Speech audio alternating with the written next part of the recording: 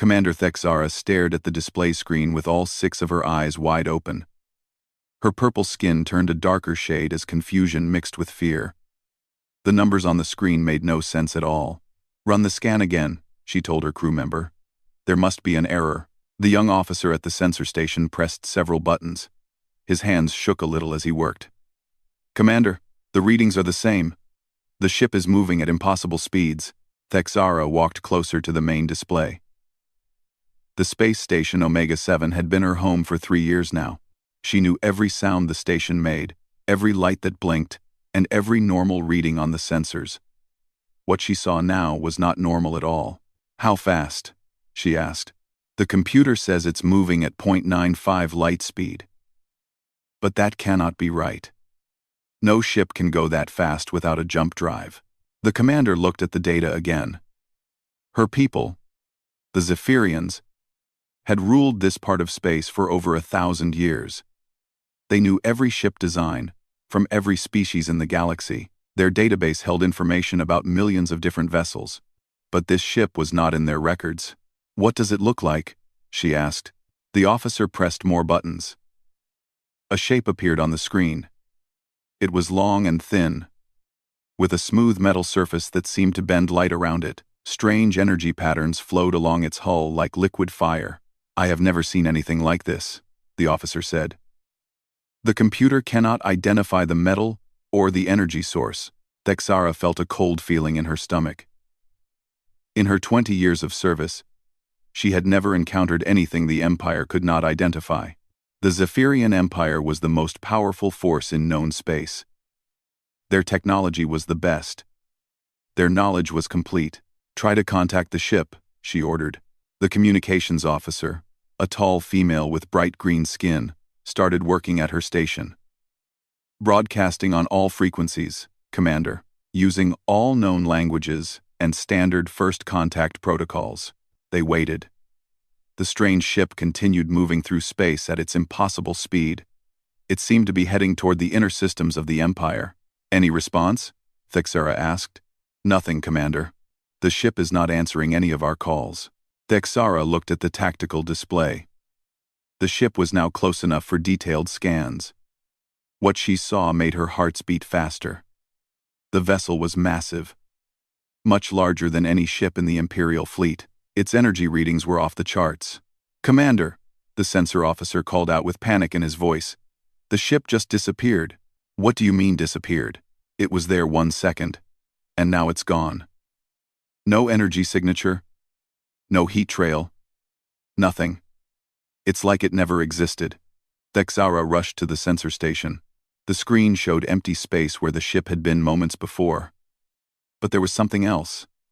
Strange ripples in space-time, like waves on water after a stone is thrown in. "Those are quantum distortions," she said quietly.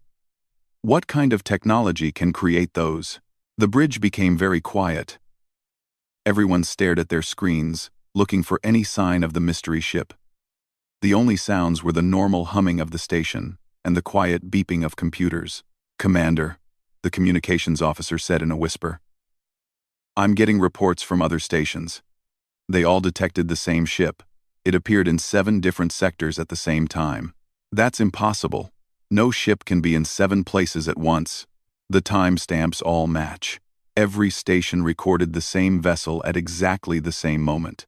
Thexara felt dizzy. Everything she knew about physics and technology was being challenged by this one ship. She sat down in her command chair and tried to think clearly.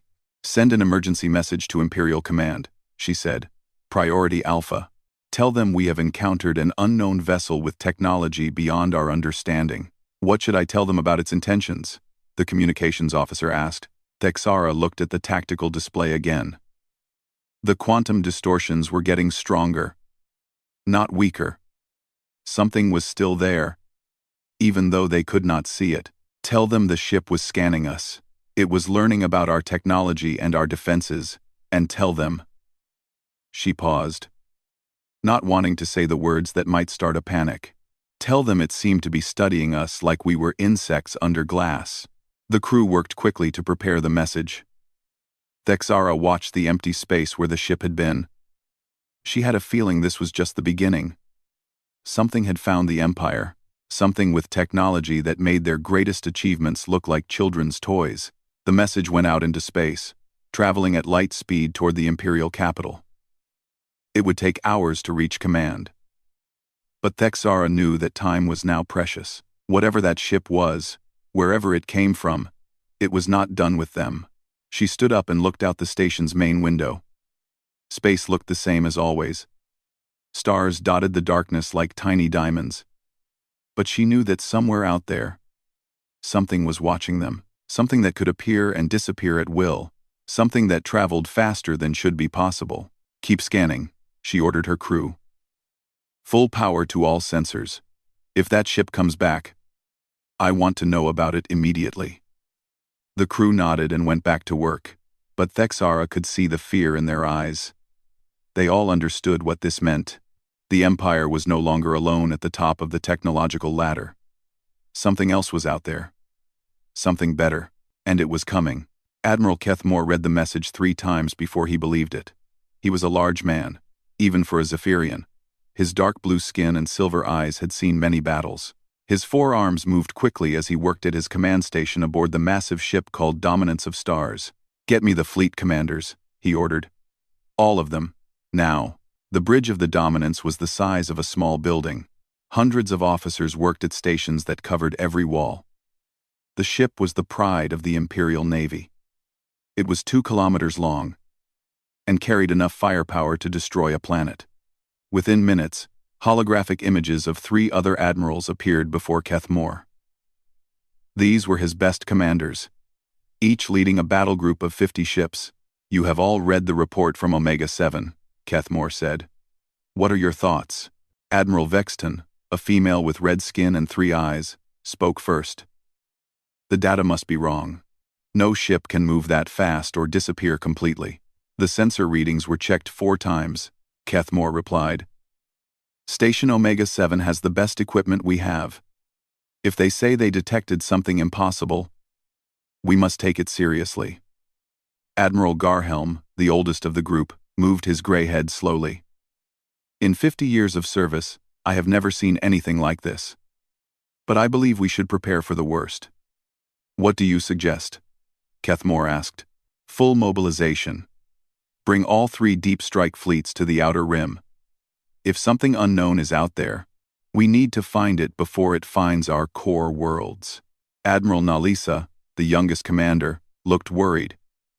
"That would mean moving almost 200 ships.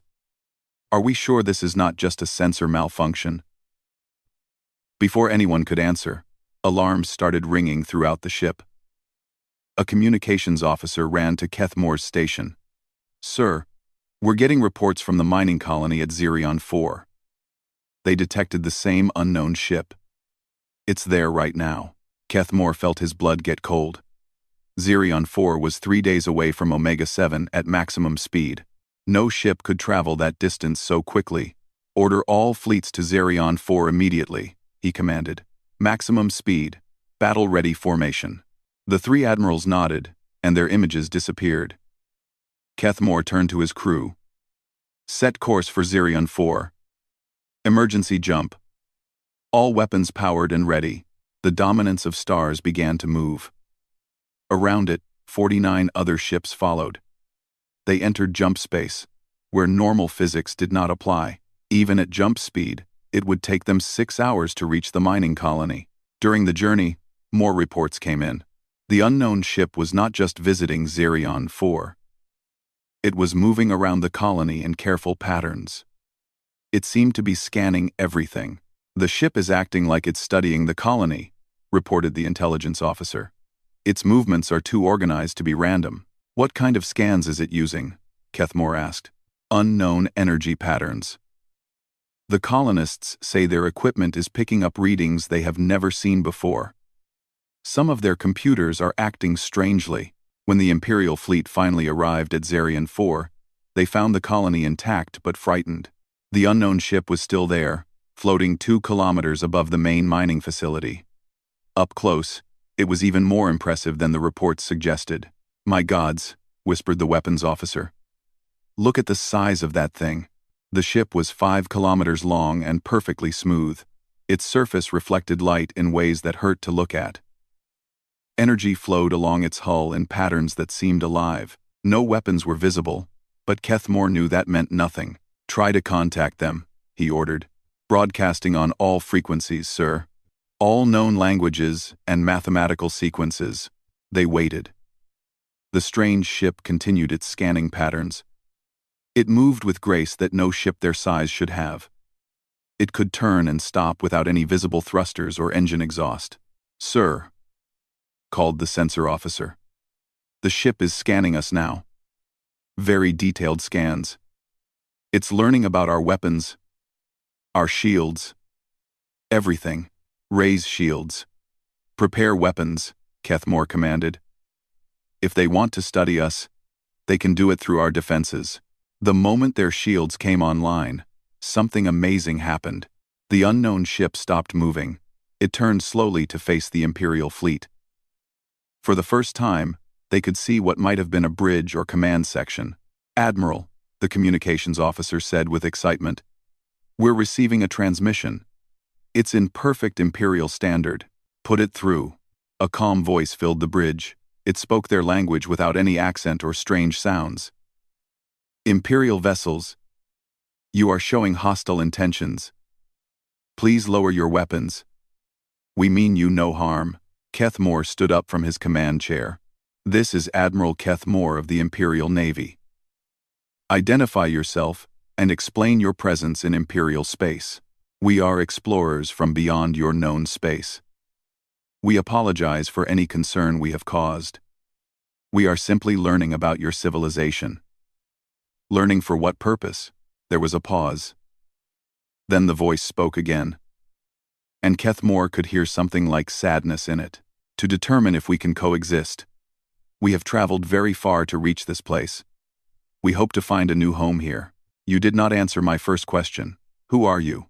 "We are humans from Earth, and we have nowhere else to go." Before Kethmore could respond, his tactical officer started shouting, "Admiral, the ship is moving!" The human vessel began to move in ways that should have been impossible. It flew between the Imperial ships like they were standing still. It made turns that should have destroyed any crew inside, but it never fired weapons or showed any hostility. "It's playing with us." Garhelm's voice came through communications. "This ship could destroy our entire fleet if it wanted to." The human ship completed a perfect circle around all 50 Imperial vessels and returned to its original position. The demonstration had taken less than 30 seconds. "We hope this answers your questions about our capabilities," the calm voice said. "We would like to talk more. But first, we need you to understand that we are not your enemies. We are simply refugees, looking for a place to rest." Kethmore sat down heavily in his chair. In his 40 years of military service, he had never felt so helpless. The Empire's greatest fleet had just been made to look like children playing with toy ships. "What are you running from?" he asked. The voice was quiet for a long moment. When it spoke again, there was real fear in it, something much worse than anything your people can imagine.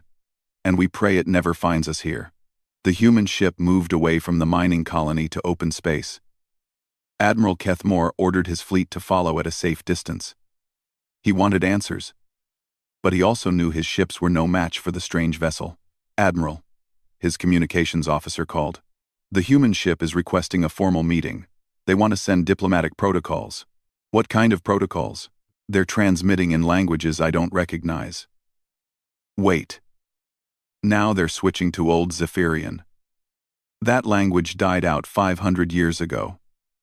Kethmore felt confused. How could they know Old Zephyrian? "Sir, now they're using ancient Kelvani. That civilization ended over 1,000 years ago. How do they know these dead languages?" Before Kethmore could answer, the transmission changed again. This time, it was in perfect modern Imperial standard. But the accent was different, older somehow. "Imperial Fleet. This is Captain Sarah Chen of the Terran exploratory vessel Endeavour. We request permission to conduct formal first contact procedures. This is Admiral Kethmore. Permission granted." But I want to know how you learned our ancient languages. We have been watching your people for some time, Admiral. We needed to understand your culture and history before making contact. We learned your languages from your own broadcasts. Watching us? For how long? Approximately 8 of your months. We studied your communications, your art, your literature. We wanted to be sure of your nature before revealing ourselves. Kethmore felt angry. You've been spying on us? Learning about you. There is a difference. We never interfered with your activities or harmed anyone. We simply observed and studied. The human ship began to change. Parts of its hull became transparent, showing the inside. Kethmore could see levels and sections filled with technology he didn't understand, and he could see people moving around inside. Admiral, I'm going to send you a visual transmission. I hope this will help establish trust between us. The main screen on Kethmore's bridge flickered. Then he saw something that shocked him. A human face looked back at him.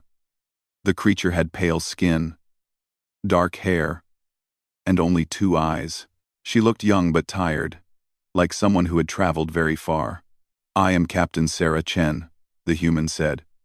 I command this vessel and speak for my people in this region of space. You look strange, Kethmore said. He immediately regretted the comment. Sarah smiled, showing white teeth. I imagine we do. We are very different from your people, but we are not so different in our hopes and dreams. Tell me about your ship. Our sensors cannot understand your technology. The Endeavor is one of our deep exploration vessels. We designed it for very long journeys through dangerous space. It has systems that your people have not yet developed, such as quantum displacement drives, reality manipulation shields, temporal acceleration fields. We developed these technologies out of necessity. Kethmore had never heard of such things. Why necessity? Sarah's expression became sad. Because we were dying, Admiral. Our entire species was facing extinction. We had to create new technologies to survive. What threatened you? Perhaps that is a story for another time. First, we should discuss why we are here and what we hope to accomplish. Kethmore looked around his bridge. His crew was staring at the screen in wonder. None of them had ever seen a creature like this human. What do you want from us? He asked. A place to rest. A chance to rebuild. We have been traveling between galaxies for generations. We are tired of running. Between galaxies? That's impossible. For your current technology, yes. For us, it is simply another journey. We have crossed the void between star systems many times. How many of you are there? Sarah paused before answering. The Endeavor carries 12,000 souls. But we are not alone. Other ships will arrive soon. How many other ships? Many thousands. Our entire surviving population is coming to this galaxy. We have no other choice. Many thousands. We have no other choice. Kethmore felt a chill run through his body. Thousands of ships? Each with technology far beyond Imperial capabilities? You're talking about an invasion, he said. No, Admiral. We're talking about refugees seeking sanctuary. We have no interest in conquering your people or taking your territory. We simply want to find empty worlds where we can build new homes. And if we refuse? Sarah's expression became harder. Then we will find empty worlds anyway. We will not let our people die simply because others fear us. That sounds like a threat. It is reality. We have the ability to take what we need, but we prefer to ask permission first. It is more civilized. Admiral Garhelm's voice came through the communication system. Admiral Kethmore, I'm detecting massive energy buildups throughout their ship. Whatever they're preparing, it's beyond our ability to measure. Sarah heard the comment. We are simply charging our defensive systems. Admiral Garhelm, your fleet has weapons pointed at us. We must be prepared to protect ourselves. How did you know his name? Kethmore demanded. We intercepted your communications during your approach. We know all your names, your ship capabilities, and your tactical formations. We also know about the reinforcements coming from your home worlds. What reinforcements? The additional fleets your government ordered. They will arrive in approximately 14 hours. 700 ships in total. Keth Moore's mouth fell open. The mobilization order was classified at the highest levels. There was no way these humans could know about it unless— "You've been monitoring all our communications," he said. "Yes, it seemed wise to understand your military capabilities before making contact. We needed to know if you would try to destroy us on sight. And what did you learn? That your people are brave but cautious. You have strong defensive instincts, but you are not needlessly aggressive. This gives us hope for peaceful coexistence." Keth Moore looked at his tactical displays. His 50 ships were the most powerful force the Empire had ever assembled. But compared to the human vessel, they seemed like toys. "What do you want us to do?" he asked. "Return to your superiors. Tell them what you have learned. Explain that we seek peaceful settlement. We will wait for their decision. And if they decide to fight?" Sarah's expression became very serious. "Admiral, your people are not the first we have encountered in our long journey. We have met many spacefaring civilizations. Some welcomed us, others tried to destroy us. We remember all of them. What happened to those who fought you? They learned that fighting us was pointless. We do not wish to harm anyone, but we will not allow ourselves to be destroyed. We have survived too much to die now." The transmission ended. The human ship began to move away from the Imperial fleet, but not quickly. It seemed to be giving them time to decide what to do. Keth Moore sat in his command chair and tried to understand what had just happened. The Empire had just made contact with beings who possessed technology beyond imagination, beings who claimed to be refugees but had the power to crush any resistance. "Set course for home," he ordered. "Maximum speed. We need to warn the High Council." As his fleet prepared to jump to hyperspace, Keth Moore took one last look at the human ship. It floated silently in space, waiting. Beautiful and terrible at the same time. He had a feeling that the Empire's peaceful days were over. 3 days later, Admiral Keth Moore returned to the Zirion system with the largest fleet in Imperial history. 700 ships filled the space around the mining colony. Battleships, cruisers, destroyers, and support vessels stretched for thousands of kilometers in perfect formation. The High Council had given him clear orders: make the humans submit to Imperial authority or destroy them. There would be no other options. "Admiral," his sensor officer reported, "the human ship is still in the same position. It hasn't moved since we left." Keth Moore looked at the tactical display. The Endeavour floated alone in space, surrounded by the most powerful military force the Empire had ever assembled. It seemed very small compared to his massive fleet. "Open communications," he ordered. Captain Sarah Chen's image appeared on his screen. She looked exactly the same as before, calm and tired. But Keth Moore thought he could see sadness in her strange eyes. "Admiral Keth Moore," she said, "you have returned with many ships. The High Council has made their decision." Keth Moore replied, "You will submit to Imperial authority. You will allow our teams to board your ship and examine your technology. You will tell us everything about your people and your capabilities. And if we refuse, then we will destroy you." Sarah was quiet for a moment. When she spoke, her voice was soft. "You cannot destroy us, Admiral, but you can force us to defend ourselves. Is that really what your people want? We want you to understand that this galaxy belongs to the Empire. We have ruled here for 1,000 years. We will not allow unknown aliens to threaten our security. We do not threaten your security. We have already told you that we seek only empty worlds for our people. That is not acceptable. All worlds in this galaxy belong to the Empire, whether we have settled them or not." Sarah nodded slowly. "I see. Then there is nothing more to discuss. You will surrender now, or face the consequences." "Admiral, may I ask you something?" "What is it? Do you really believe your 700 ships can defeat us?" Keth Moore looked around his bridge. His crew was ready for battle. His weapons were charged and aimed. His shields were at full power. "Yes," he said. "We do. Then I am sorry for what comes next." The human ship began to change. Its smooth hull started to glow with soft light. Energy patterns that had been moving slowly along its surface suddenly became brighter and faster. "All ships," Kethmore commanded, "fire at will." 700 ships opened fire at the same time. Energy beams, missiles, and plasma weapons struck the human vessel from every direction. The combined firepower was enough to destroy a small moon. The weapons hit the Endeavor and simply disappeared. The energy beams bent around the ship like water flowing around a rock. The missiles exploded harmlessly against some invisible barrier. The plasma weapons were absorbed into the ship's hull and made it glow brighter.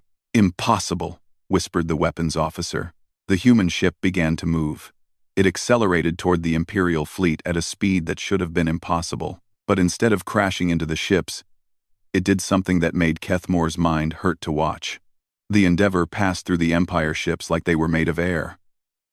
It flew directly through the hull of a battleship, without touching it. Both ships remained perfectly intact, but somehow, the human vessel had occupied the same space at the same time. "What just happened?" Kethmore demanded. "Sir, they seem to have phased out of normal space-time.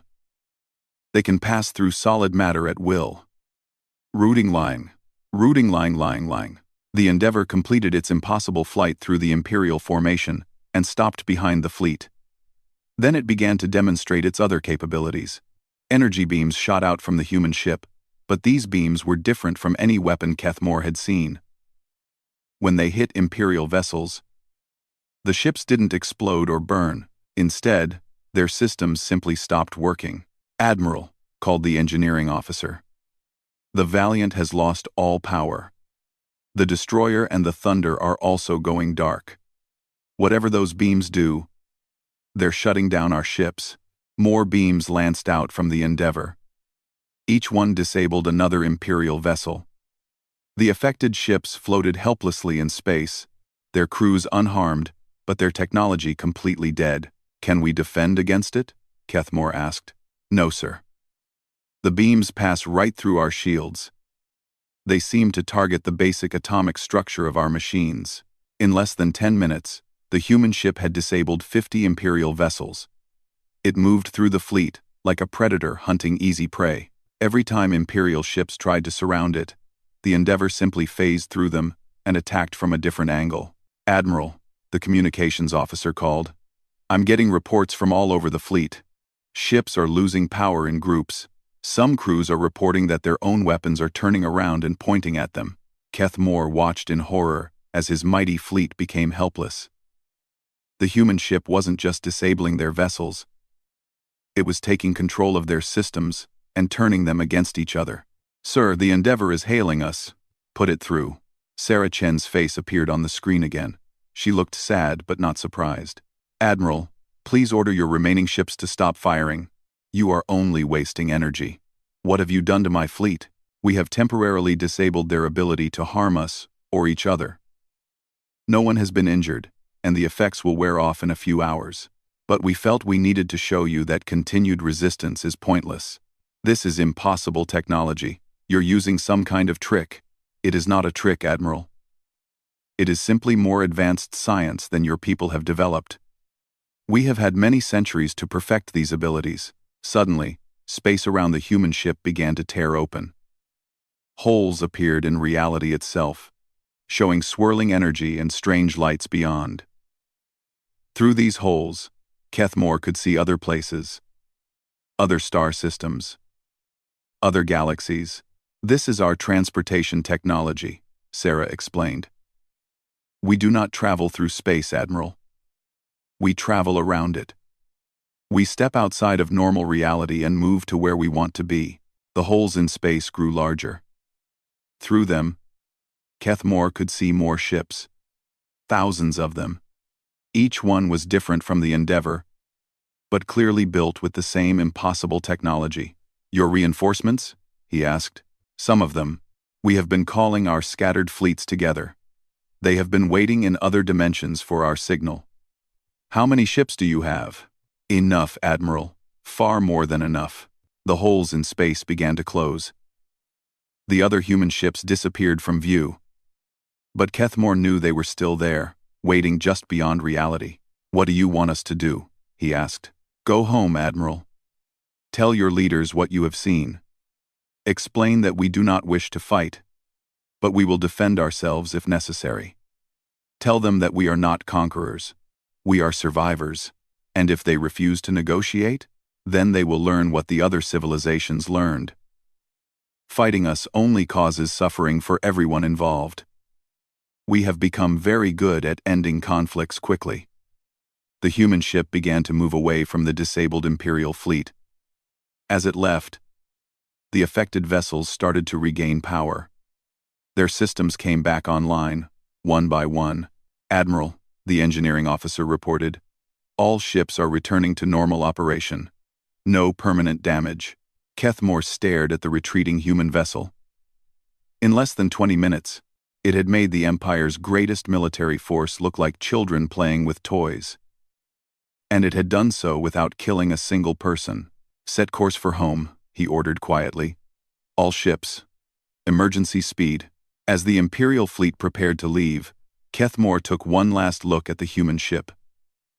It was opening another hole in space, preparing to disappear into whatever strange dimension it came from. He had come here to show the humans the power of the Empire. Instead, they had shown him that the Empire was nothing compared to what lay beyond the edge of known space. The galaxy was about to change forever, and there was nothing anyone could do to stop it. The High Council chamber on Zephyr Prime had never been so quiet. 12 of the most powerful beings in the Empire sat around a crystal table that had witnessed 1,000 years of decisions. Today, they faced a choice that would determine whether their civilization survived or faded into history. Admiral Kethmore stood before them, his uniform still bearing the scorch marks from his encounter with the human fleet.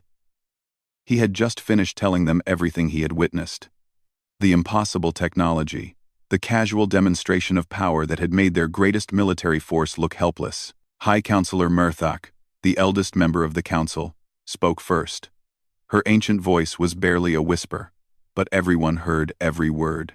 You are telling us that a single ship defeated 700 of our best vessels? Not defeated, Counselor. They could have destroyed us all if they wanted to. Instead, they simply showed us how pointless resistance would be. And you believe their claims about being refugees? Admiral Kethmore nodded. Yes, Counselor. I spoke with their leader for many hours. Captain Chen was not lying. These humans are running from something that terrifies them. Counselor Vexdar, the military advisor, leaned forward. What could possibly frighten beings with such power? That is what we need to find out. Kethmore replied.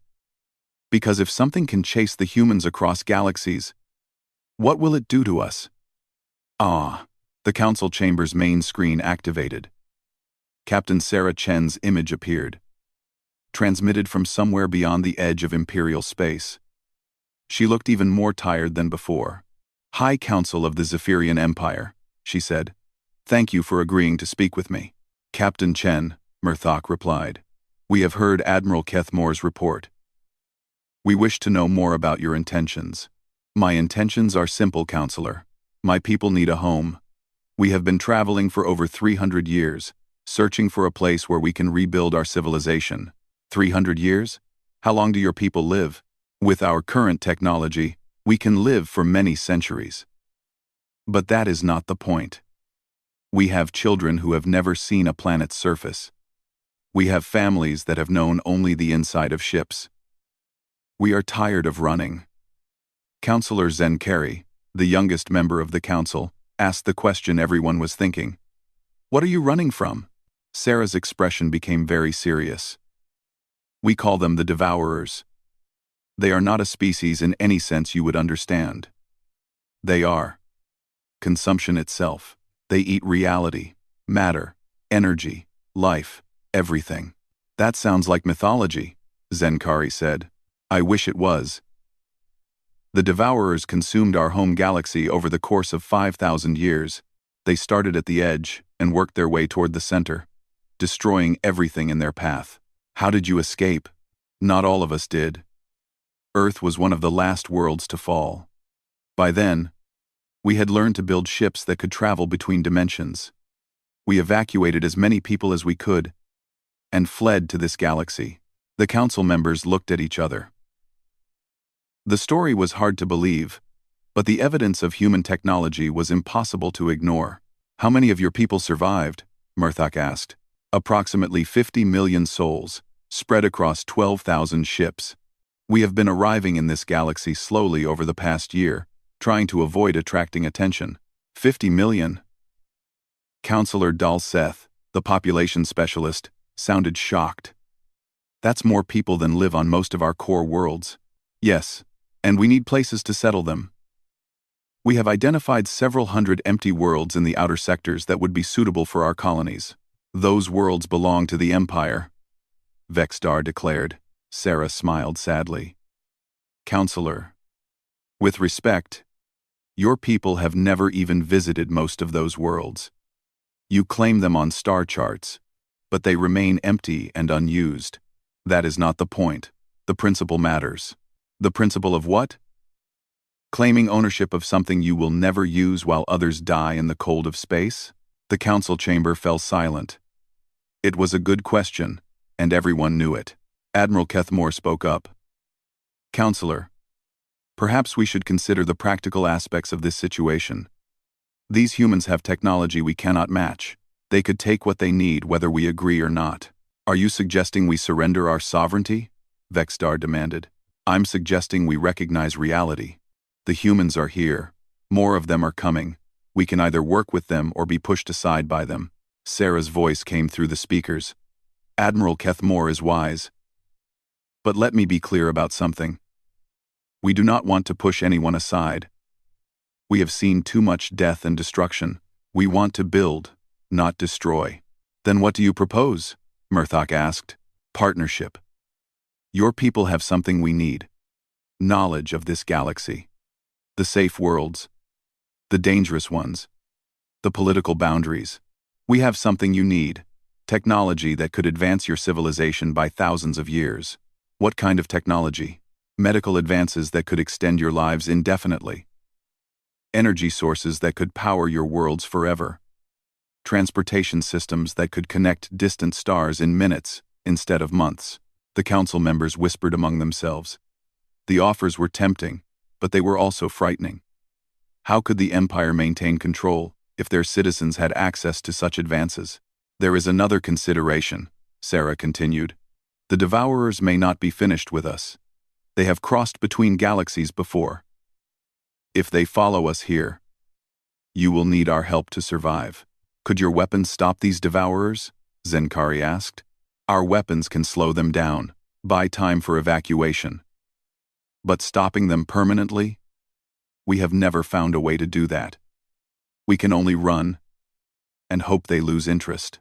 The transmission ended, leaving the council alone with their thoughts. Outside the chamber windows, the lights of Zephyr Prime stretched to the horizon. Billions of citizens went about their lives, unaware that everything was about to change. What are our options? Murthok asked. We can fight them, Vexstar said. Call up every ship, every soldier. Make them pay for every world they take. You saw what happened to Kethmore's fleet, Dalseth replied. Fighting them would be suicide. We can negotiate, Zenkari suggested. Try to limit their expansion. Set boundaries. With what leverage? Vexstar asked. They can take whatever they want. Or we can accept the inevitable, Murthok said quietly. The age of the Empire is ending. We can either adapt to the new reality or be swept aside by it. The vote was closer than anyone expected. 7 counselors voted to negotiate with the humans. 5 voted to resist them. But the decision was made. 3 months later, the first human colony ships arrived at the world they called New Geneva. The colonists were peaceful farmers and scientists, grateful for the chance to feel soil beneath their feet again. Within a year, human technology began to transform imperial society. Diseases that had plagued the empire for centuries were cured in days. Energy shortages became a thing of the past. Travel between distant worlds took hours instead of weeks. But the empire was no longer truly an empire. It had become a junior partner in something much larger. The humans were not cruel rulers, but they were clearly in charge. Their technology was too advanced, their knowledge too vast, their power too great. Admiral Kethmore, now serving as Imperial liaison to the human fleet commanders, often wondered if they had made the right choice. The Empire still existed, but it was not the same. They were safe, prosperous, and advancing rapidly. But they were no longer alone at the top of the galactic order. That position now belonged to humanity, and somewhere in the darkness between galaxies, something ancient and hungry was beginning to notice the new lights that had appeared in this quiet corner of space.